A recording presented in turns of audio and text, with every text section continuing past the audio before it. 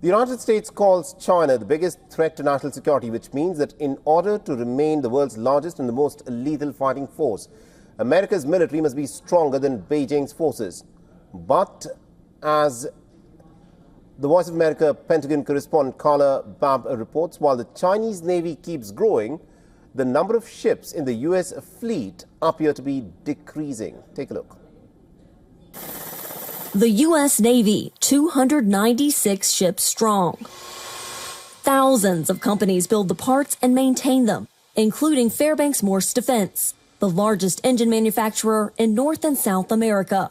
This engine has about 10,000 horsepower. CEO George Whittier tells VOA 90% of the company's business goes to the U.S. Navy or Coast Guard.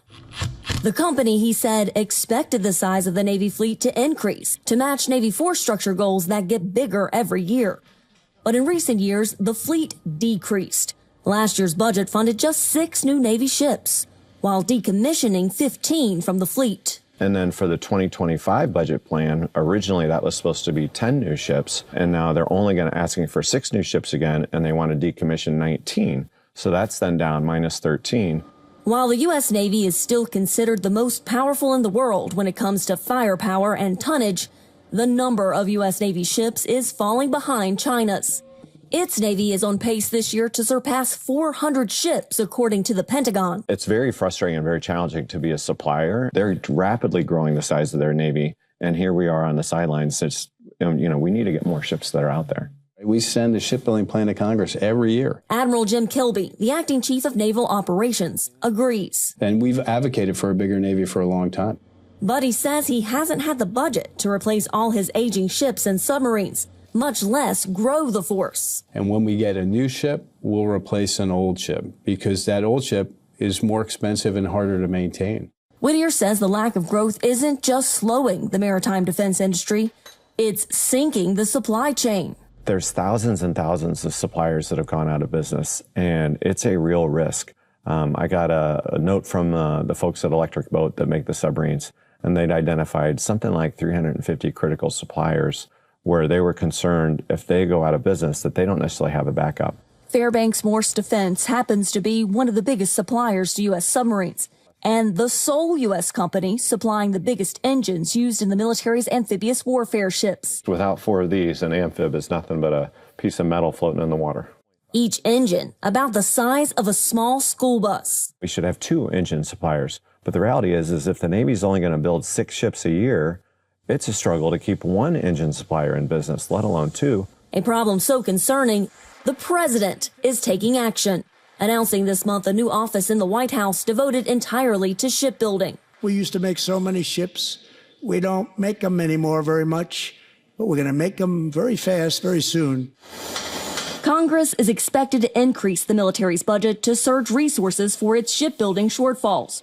While most ships made in the United States are for its military, Senator Mark Kelly tells VOA the state of U.S. commercial shipping is even more dire. We went from 10,000 ships during World War II to 85 today. So in case of an emergency, in case of a conflict with a near-peer adversary, we're quite limited to getting all those supplies and equipment, troops across the ocean. The United States builds about 5 commercial ships each year. China builds more than 1,000. They have one shipyard, just one shipyard, that's bigger than all of our shipyards put together. They can construct them very, very quickly. And we just don't do that anymore. Kelly in December introduced bipartisan legislation called the Ships for America Act. The bill aims to increase the U.S. commercial fleet by 250 ships in 10 years, which will also increase the supply chain for military ships. A lot of the parts that go into a U.S. aircraft carrier, some of those same parts for those systems go in merchant ships. Kelly says the bill uses tax incentives and fees on cargo coming into the country to fund the growth. There are provisions in the legislation to have it fully paid for, so we don't have to add anything to the annual deficit. Defense industry leaders say they welcome efforts to prioritize shipbuilding to help counter China and warn inaction will put the U.S. even further behind in the future. The Navy's latest shipbuilding plan only increases its fleet to 380 ships by 2040, still fewer than the number of Chinese naval vessels today. Carla Babb, VOA News, Norfolk, Virginia. For all the latest news, download the WION app and subscribe to our YouTube channel.